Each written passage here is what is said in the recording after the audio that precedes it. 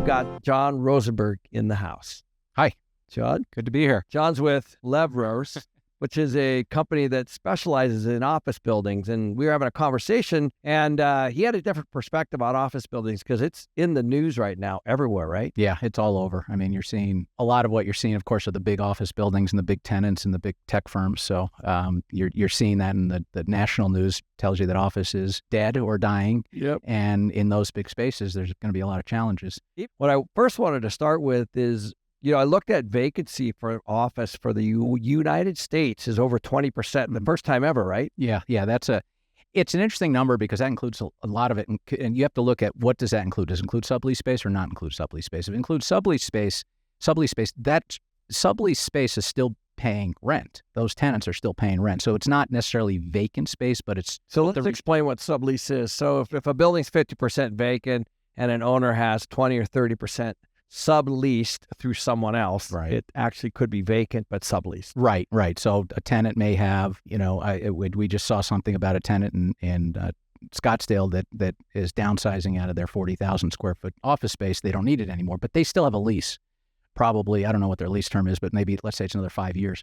So now what they're going to do is put it on the market to try to find somebody to replace them to take over their lease. So is that technically vacant then? So at what point is the building actually vacant? Because that's really the big topic. Yeah. There's a lot of people with the work from home and they're downsizing too. Yeah. So it's kind of a phantom vacancy. Okay. Right. I mean, you have to account for it because the reality is, let's say they have 5 years left on their lease, they're not going to renew. Right. So we know that. So now the question is, how much term do they have left on their lease and will they stay, or does a subtenant come in, take over and continue to rent? So these landlords must be sweating because they have people that have moved out. Yeah. Or are saying we're not going to renew. Yeah. They're still paying. Yep. Right. And then at some point they're going to hit a term. Yeah. The end of their term. Right? Yeah, they are. And then so you've got to look at, average lease term is 5 to 7 years. So as you look at, that means 20% approximately will turn every year. Right. And I think statistically, and this is mostly large spaces, but a lot of this office spaces, about 2/3 of them are going to term out in the next 5 years. That's what I was going to ask. Yeah. So 2/3 of all office space is going to term out in the next 5 years.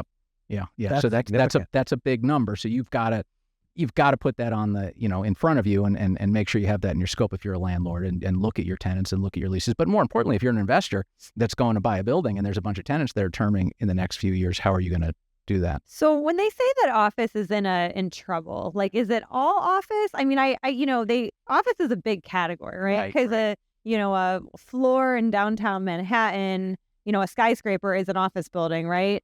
But so is a 10 office space in Scottsdale. Yeah, so it's a great point. It's so different. The high rise. So it's not just, there's geographically, we've got big differences. So you're right. I mean, Manhattan, Chicago, San Francisco, those properties, those high-rise buildings, they're struggling, especially if you look in Silicon Valley with the tech firms that are downsizing, just like even the places we're seeing here in call centers, that's a big part of that 20% that Ken mentioned at the beginning. The small offices, and we're seeing it, and I was telling Ken earlier, my little firm that does a lot of office leasing, we did 229 office leases. That's a lot of leases. Yeah, and that's and they're mostly those were mostly under 5,000 square feet. So, and this year to date, we're on track with last year. So what we're seeing is a lot of those smaller spaces, 1,000 to 5,000 square foot spaces, they're flying off the shelf. You cannot. Who are those people? So that's the thing. Like, I agree with you because, we own an office building, as you know, and it's smaller. It's like 3,000 and 4,000 square footers, and we're full. Yeah. So then you see these big stories. And so, are they people that are downsizing? Are they startups or, what's going on? Yeah, it's all the above. There's a lot of downsizing. So it makes, if back to what Daniil was saying, if you've got those big floor plate tenants that are 50,000, they're going to downsize to, let's say, 20 or 30. Well, the 20 or 30s may downsize to 10 and the 10s may downsize to 5. Got it. So they're filling up all these little spaces. And then in the same token, you've got a lot of service.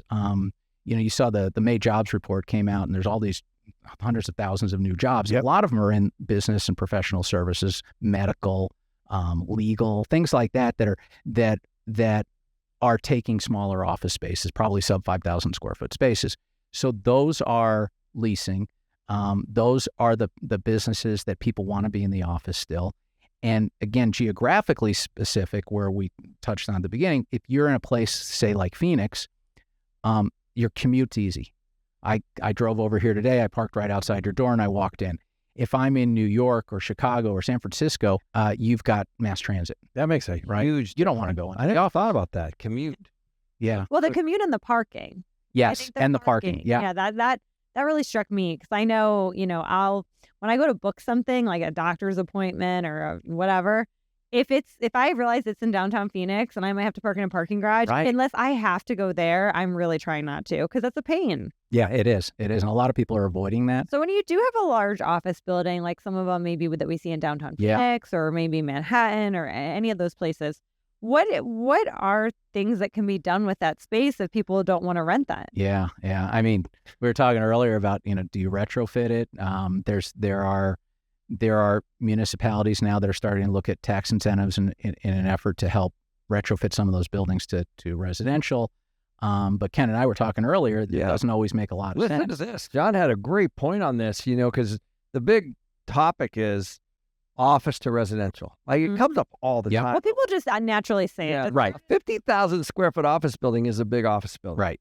And if the average unit size for an apartment is 1,000, which is about right, maybe it might be a little smaller, let's say, that's only 50 units. And that's no hallways or anything else. So Right.